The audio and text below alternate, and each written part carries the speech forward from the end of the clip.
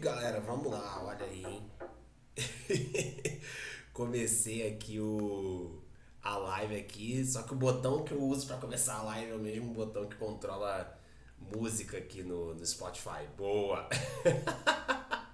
Vamos lá, galera. Sejam todos muito bem-vindos. Bora pra mais uma live. Live número 46. Vamos lá. Vamos tirar as nossas dúvidas. Começar a semana aí falando de fundos imobiliários. Vamos que vamos, galera. Sejam todos muito bem-vindos. 8h25 da manhã. Vamos lá, vamos lá, vamos lá. Live número 46. Começar a semana aí falando dos nossos fundos imobiliários. Boa! Vamos lá, galera. Vou começar trazendo uma notícia que saiu ontem aqui, tá? No FIS.com.br, sobre os fundos que foram mais negociados aí. Deixa eu só ajeitar a câmera aqui. Boa. Os fundos que foram mais negociados em abril, tá? E aí eu coloquei até no sábado, tá? Eu coloquei uma foto ali do curso que eu tô gravando de fundos imobiliários. E aí um dos critérios, uma das aulas ali é sobre liquidez, tá? E liquidez importa, eu falo bastante sobre liquidez, tá? Liquidez importa porque qual que é o ponto?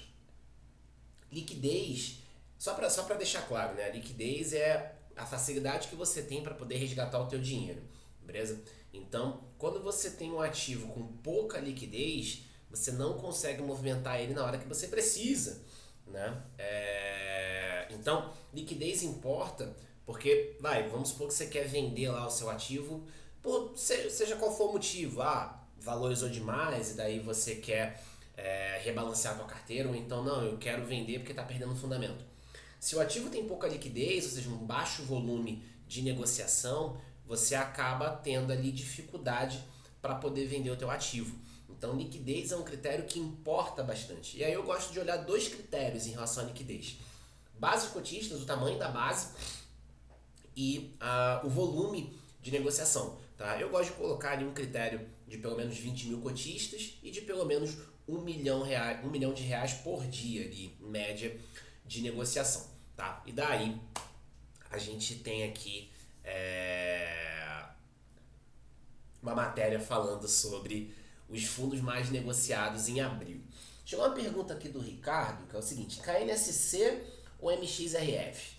Bom, são dois fundos muito bons, tá? Com dinâmicas ali um pouquinho diferentes, tá? O MXRF, ele tem outros fundos imobiliários, ele tem permuta financeira, ele tem ativo de crédito. Então, é uma dinâmica um pouquinho diferente. O KNSC, ele é um fundo que entrega ali uma estratégia híbrida ali, CDI, PCA e tudo mais, é uma casa muito boa, tá? São dois fundos muito bons, sendo muito sincero.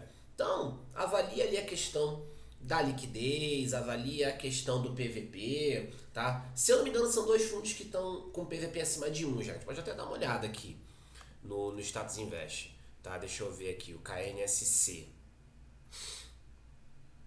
O KNSC está com PVP de 1, então, enfim, já não tem mais aquele desconto no mercado. E o MXRF ele está com PVP acima de 1, isso é certeza.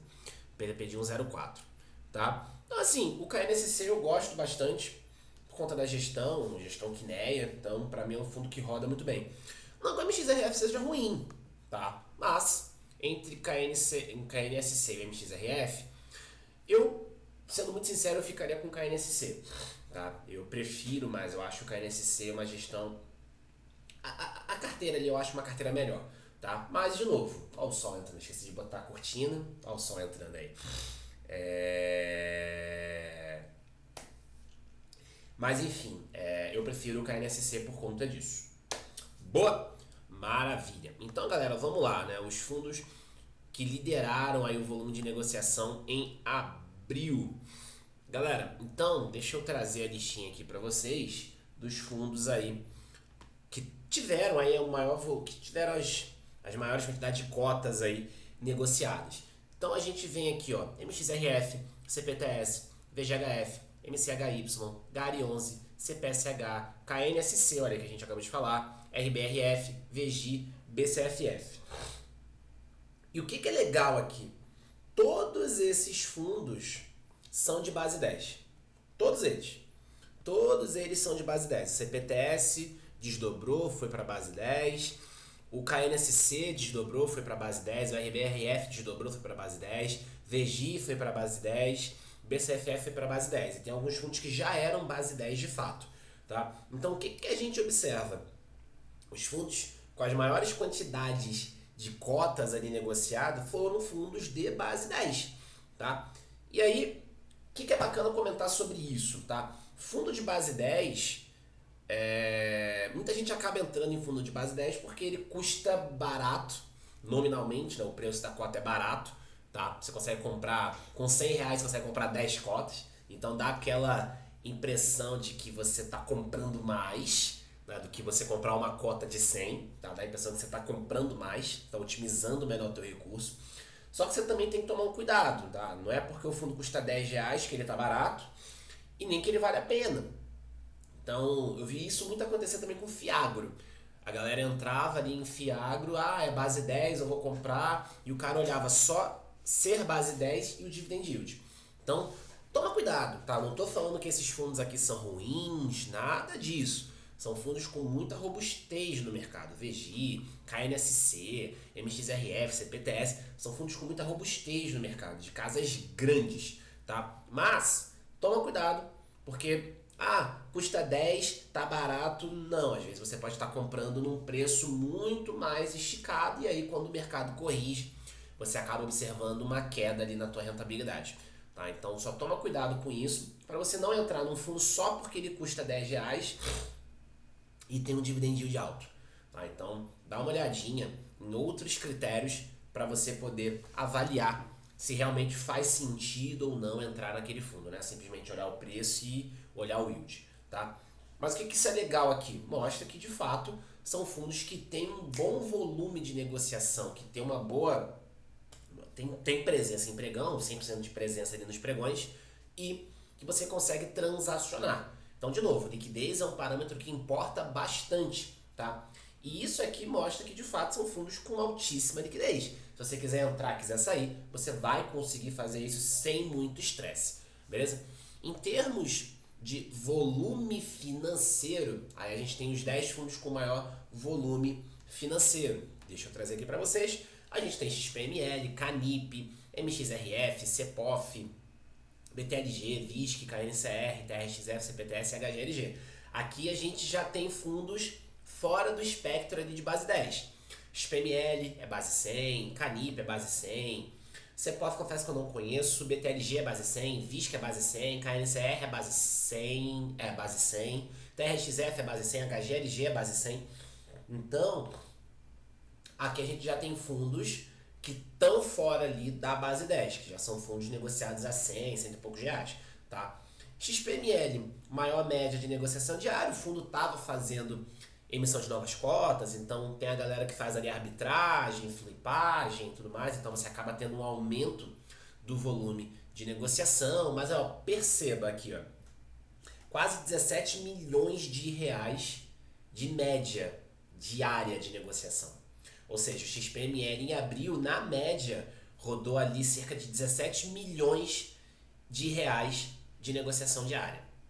Eu falei que o meu critério é de 1 milhão. Eu coloco 1 milhão no mínimo. Tá? O método FQ lá, eu coloco 1 milhão de reais no mínimo de liquidez diária. XPML, quase 17 milhões. O Canip, que é um fundo para investidor qualificado, um fundo imobiliário para investidor qualificado, quase 11 milhões. MXRF, 10 milhões. BTLG, mais de 9 milhões. Então percebam, olha o volume de negociação que a gente tem nesses caras aqui. Então isso aqui conta muito na hora de você analisar.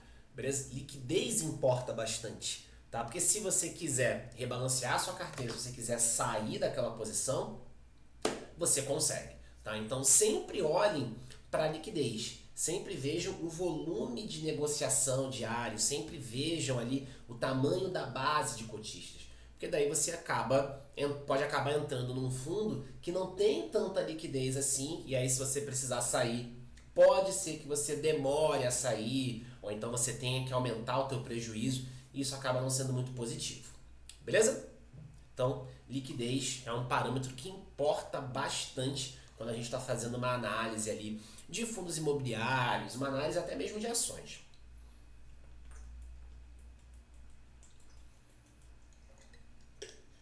É igual, você quer ver uma coisa? Tem algumas ações que tem lá a ordinária, final 3, e tem a preferencial, final 4. Elas estão listadas ali. Tem algumas que tem até a final 11, que é a Unity.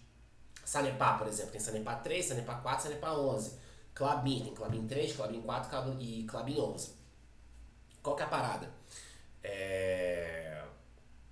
Qual que você escolhe, tá? Eu gosto de olhar a liquidez. Por exemplo, se você pega Itaúsa 3 e Itaúsa 4, você vai ver que Itaúsa 4 tem uma liquidez 100 vezes maior do que Itaúsa 3. Então,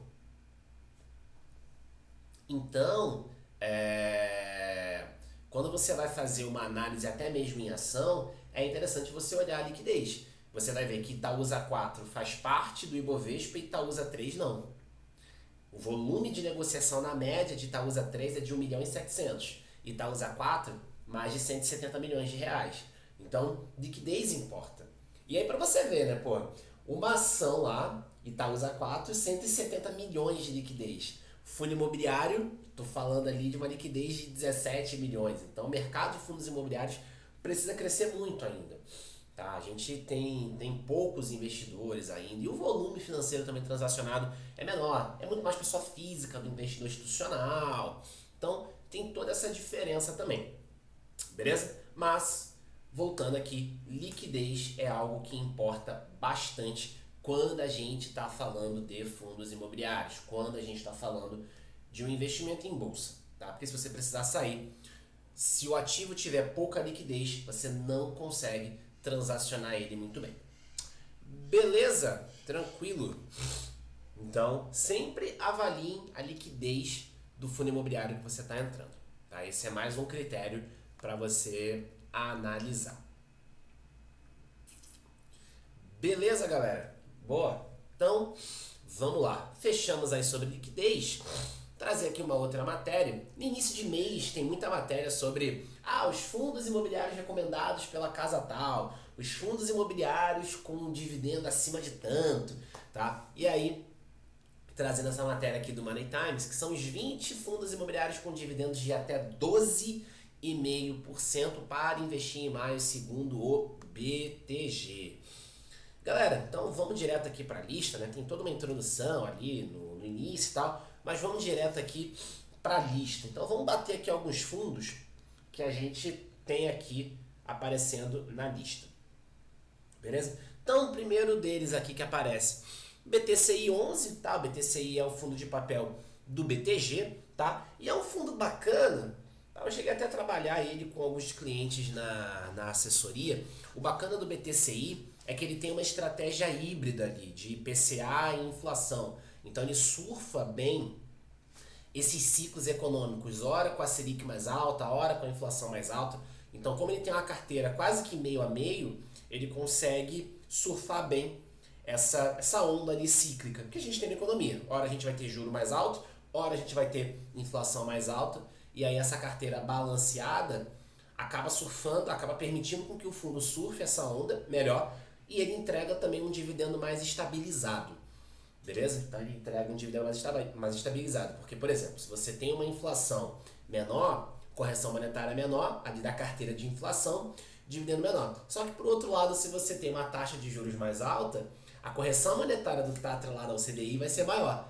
Então você tem um fator que joga o dividendo para baixo, por exemplo, nesse caso, que seria a parte do IPCA, mas você tem um fator que joga o dividendo para cima, que seria o CDI lá em cima. Então, isso acaba meio que compensando um no outro e aí o dividendo fica mais estável. Canip, a gente tem aí, esse é o fundo IPCA, tá? Da Quineia, beleza? Só que uma pena que eu acho, né, que o Canip ele é um fundo só para investidor qualificado, ou seja, aquele que tem mais de R$1 milhão investidos, né, que atesta essa condição por escrito.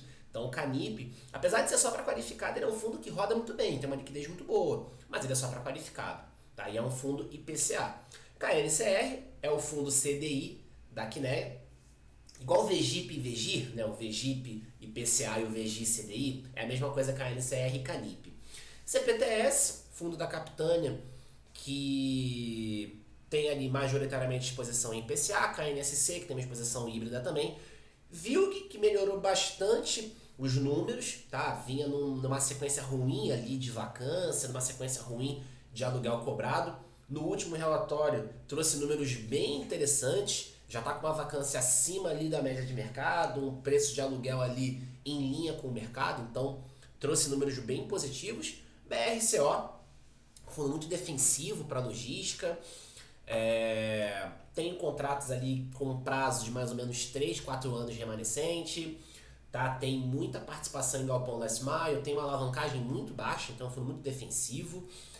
RBRP, fundo de laje corporativa, mas que tem ali um histórico de vacância mais alto, o fundo está com uma missão ali de tentar zerar a vacância em 2024.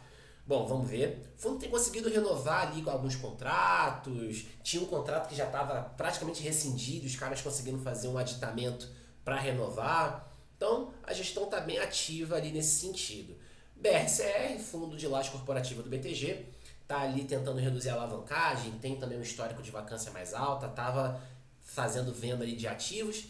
XPML, gigante ali do segmento de shopping, captou 1,8 bi nessa última emissão, tá? Vai para um patrimônio aí de mais de 6 bilhões agora. Então é um fundo muito robusto. JSRE, fundo de laje do Safra.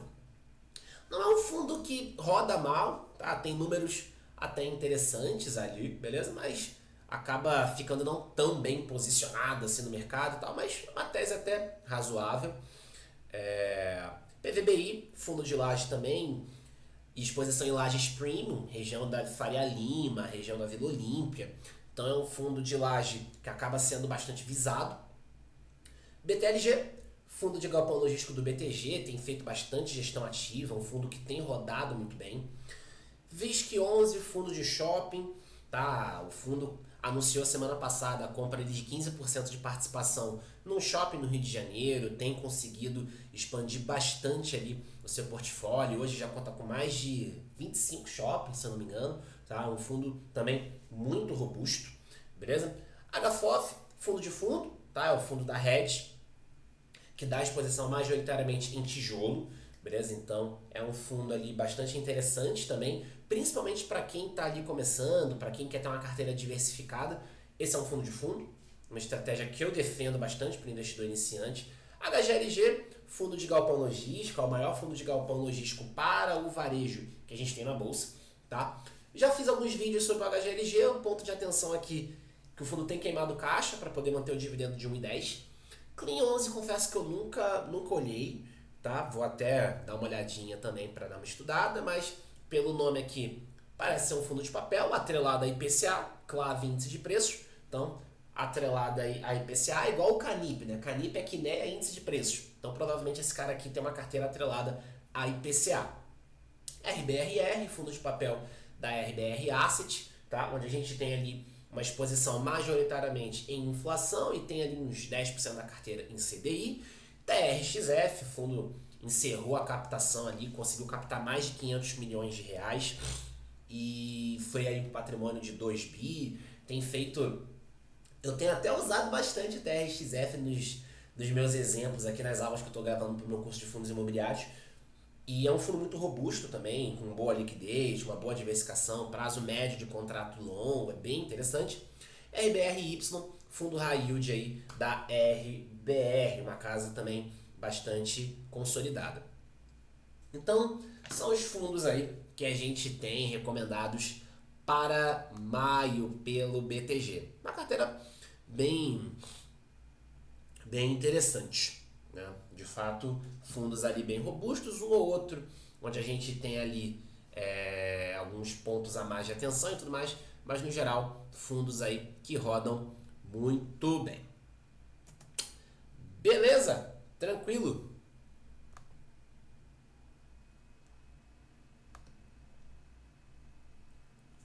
E aí, galera? Temos dúvida? Como estamos?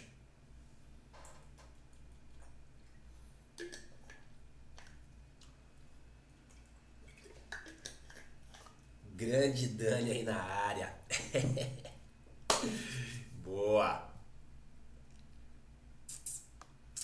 Bom dia, bom dia. Então, pessoal, o principal recado de hoje é, cara, avaliem liquidez. Sempre olhem para liquidez. Tô gravando ali as aulas do curso, né, e eu vejo pouca gente falar de liquidez em fundo imobiliário e é um ponto que eu sempre gostei de analisar. Porque não adianta nada você entrar numa tese extremamente alternativa, olhar só o preço, olhar só o yield e você não olhar outros parâmetros. Você olhar no que o fundo investe, você olhar como é que está a carteira, você olhar a liquidez, tá? Porque é aquela coisa, né? O risco, eu já ouvi essa frase no mercado, o risco você só percebe quando ele acontece. Então, por exemplo, você entra num fundo de papel, grande Michael aí na área também, quando você só percebe o risco quando ele acontece. Então, cara, você entra, por exemplo, num Fiagro. Eu vi isso acontecer muito em Fiagro. A galera entrou olhando só o preço da cota, via ali que era a base 10 e olhava o yield. E aí não olhava a carteira, não olhava a exposição, não via se o cara tinha diversificação e tudo mais. A gente já se falou mais, agora deu uma baixada na energia com relação a isso, mas muito foi falado ali, finalzinho de março, sobre recuperações no agro. E aí você tinha fundos ali que reduziram bastante o dividendo por conta de inadimplência na carteira. Então, o risco, você só sente o risco quando ele acontece. Então, qual que é o risco de um fiagro? O produtor não pagar, por exemplo. Pô, mas como é que eu vou conseguir avaliar isso? Lendo o relatório gerencial, vendo a diversificação da carteira, vendo a diversificação geográfica, a diversificação de segmento. Se você só olha o preço e o yield, você não tem essa informação. E fora que, eu até falei isso na minha aula de dividend yield lá pro curso. Cara, dividend yield, ele engana. Por quê? O que é o dividend yield? Dividend yield é o quanto o fundo pagou de dividendo dividido pelo preço da cota. Se o preço da cota cai, é matemática. Tem um conceito em matemática, isso aí vamos resgatar lá ensino médio, ensino fundamental, que é o conceito de inversamente proporcional. O que é algo inversamente proporcional? Quando você tem um parâmetro que cai e o outro sobe. Eles não vão na mesma sequência, eles não vão no mesmo caminho, eles vão em caminhos opostos. Então, o dividend yield é o quanto o fundo pagou de dividendo dividido pelo preço da cota. Se o preço da cota cai, o dividend yield sobe. Por quê? Preço da cota e yield são grandezas inversamente proporcionais.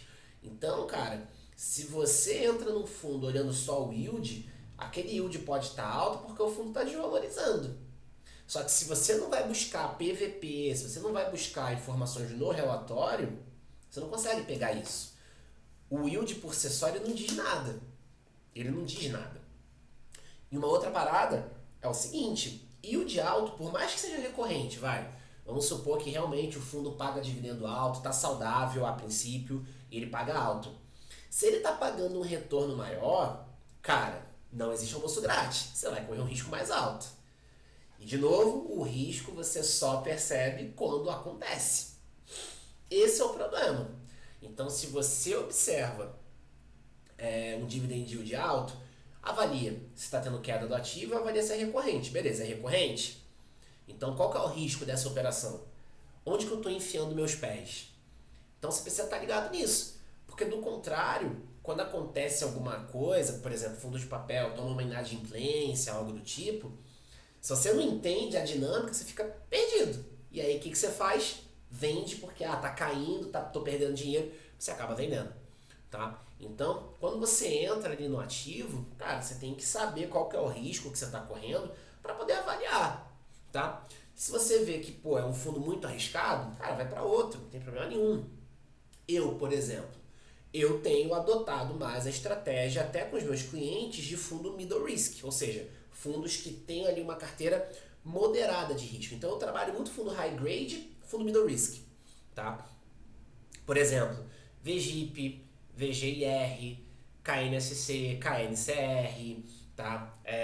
CVBI, VRTA. Então, fundos ali que tem uma carteira mais tranquila de risco. Eu prefiro. tá? Eu me sinto mais confortável em fazer isso, porque o risco tende a ser menor. Não estou falando que não pode acontecer um calote, nada disso, é fundo de papel, acontece. Mas o que a gente tem ali é um risco menor de carteira, um fundo entregando um dividendo bacana, porém num risco mais baixo. Beleza? Então, e pô, se você pega ali, são fundos que vão te proteger da inflação e tudo mais, então você acaba tendo um dividendo corrigido, beleza? Então, é você avaliar, poxa, tá, faz sentido correr um risco mais alto? Ah, eu tenho uma outra estratégia que pode me entregar ali um resultado bacana. Então, beleza. Vou numa estratégia mais tranquila, né, para não ter também para não ter um prejuízo ali de parte do meu patrimônio. Beleza? Então, galera, sempre olhem para esses critérios. Olha o relatório, vê liquidez, vê como é que tá a carteira, vê se a carteira tá adimplente, como é que tá isso. Não olha só o preço e o yield, tá? Você precisa conhecer o fundo, você precisa entender onde você está pisando. Então, é importantíssimo você ter isso em mente. Beleza, galera? Tranquilo? E aí, temos dúvida? Daqui a pouquinho tem que sair porque tem reunião no escritório.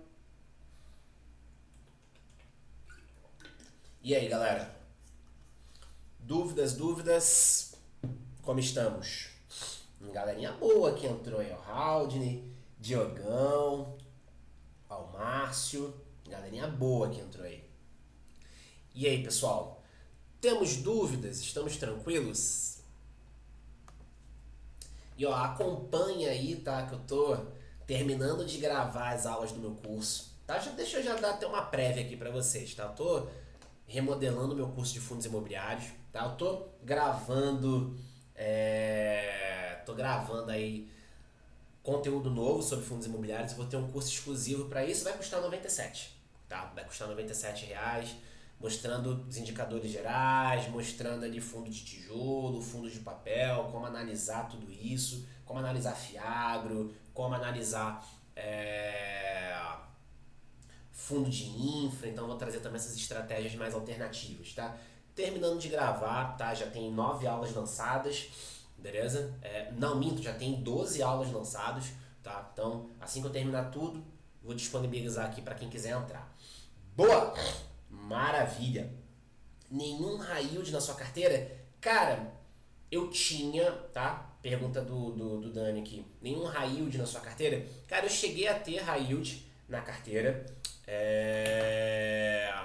E aí eu acabei me desfazendo, tá? Mas se eu tivesse que escolher high yield, cara, sendo muito sincero, eu acho muito interessante o Urca Prime, tá? É um fundo que eu acho muito bacana ali, porque apesar dele ser um fundo high yield, apesar dele ter ali alguns cases de inadimplência, LTV mais alta e tudo mais, é um fundo que dá muita transparência, tá? Então é um fundo que eu acho bem interessante. Um outro que eu gosto também bastante é o Habitat, tá? É o HABT11, porque ele tem ali uma estratégia pulverizada de risco, tá? Então ele entra em ativos pulverizados, beleza? Então, o que é um ativo pulverizado? Onde você tem vários devedores. Loteamento, multipropriedade seriam devedores pulverizados. Então você acaba tendo essa diversificação do risco, tá? Outro fundo high yield, RBRY, tá? Porque assim, e o KNHY também, né? São fundos interessantes, mas se não me engano o KNHY ele é para qualificado, né? Porque é aquela coisa, né? O high yield da Quineia, mano, vai ser um middle risk aí da média do mercado. O KNHY é só para qualificado. Mas RBRY também é um fundo que roda muito bem e tudo mais.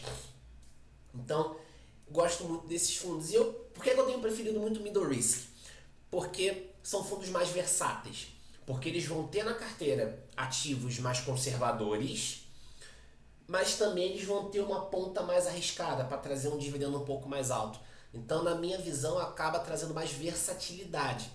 E aí vai, de fundo middle risk, CVBI, RBRR, VRTA, VGIP. O VGI, apesar de ser CDI,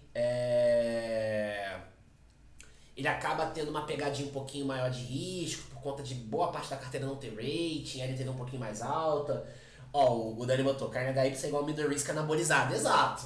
Então, eu prefiro trabalhar o middle risk porque você tem ali uma versatilidade melhor. Os caras montam uma carteira com uma pegada mais conservadora, mas tem alguns ativos ali mais apimentados, tá? Então eu gosto desse tipo de estratégia. Eu acho interessante porque o risco acaba ficando menor. Não é um fundo inteiro high yield, tá? Então ele tem algumas parcelas high yield. Eu prefiro.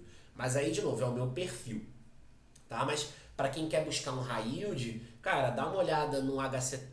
Porra, eu ia falar HCTR, meu Deus do céu. Pelo amor de Deus, galera, HCTR não, nem HCTR, nem DEVA, nem TORD, nada disso. Porra, tem grupo no WhatsApp para poder trocar a gestão, uma bagunça. Eu tô nesses grupos ali, uma bagunça, uma bagunça, uma bagunça. Então, para quem tá querendo high yield, dá uma olhada no RPR, dá uma olhada no Habitat, RBRY. Para quem foi investidor qualificado, vai ter ali um KNHY.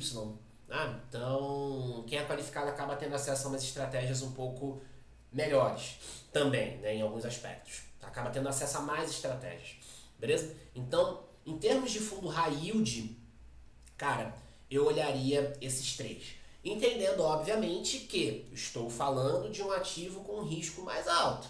Tá? Então, a chance de calote ali é maior porque a carteira é mais arriscada. Em contrapartida, dividendo mais alto. A expectativa é essa. Tá? A expectativa é essa. Mas até se você for comparar ali, essa diferença já foi mais alta. Tá? Se você pega um high yield, um middle risk, um high grade, essa diferença já foi maior.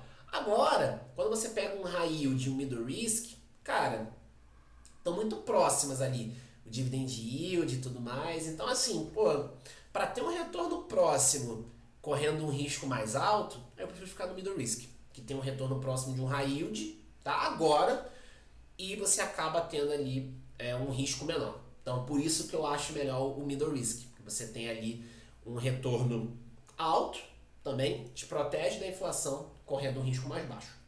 Então, na minha visão, isso acaba compensando mais. Beleza, galera? Rapaz, gostei dessa interação aqui, hein? Muito bom, muito bom, muito bom. Show de bola, pessoal. Isso aí. Maravilha. Galera, então agora tem que encerrar. 9 horas começa a reunião do escritório. Vou participar de home. Hoje tem alguns compromissos. Hoje vou dar aula também no centro. Hoje eu vou começar a turma de CPA 20, né? Me chamaram para substituir lá o professor. Vou dar a primeira aula hoje. Módulo 1 de CPA 20. Então, mais tarde vou dar aula também. Galera, muitíssimo obrigado aí pela participação de todo mundo, pelas dúvidas, pelos comentários, tá bom? Contem comigo, uma excelente semana para todo mundo. Assim que o curso estiver lançado, eu vou liberar aqui para que vocês possam entrar, beleza? E no mais, tamo aí. Quem quiser contar com a minha assessoria, pode me chamar no direct, me manda uma mensagem. Quem tá assistindo a gravação do YouTube, meu Instagram tá na descrição do vídeo. É só me chamar. Tem outros conteúdos também no link da bio, vocês conseguem encontrar lá o link para minha comunidade que está com 15% de desconto, beleza? Então, fiquem à vontade. Beleza, galera? Então, tamo junto. Uma excelente semana para vocês, uma boa segunda-feira. Contem comigo. Valeu!